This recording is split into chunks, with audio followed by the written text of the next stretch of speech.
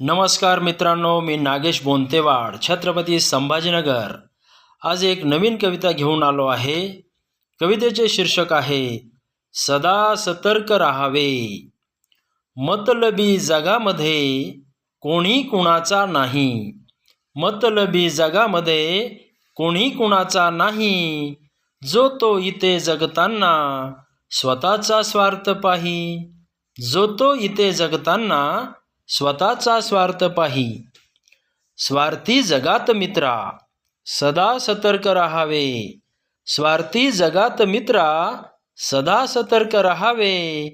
अंगलट येणार नाही सतत दक्षता घ्यावे, अंगलट येणार नाही सतत दक्षता घ्यावे।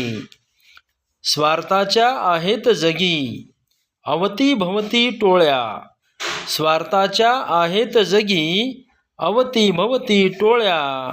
सत्य बोलणाऱ्याला घातल्या जातात गोळ्या, सत्य बोलणाऱ्याला घातल्या जातात गोळ्या।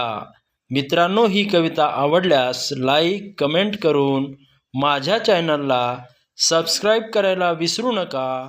धन्यवाद।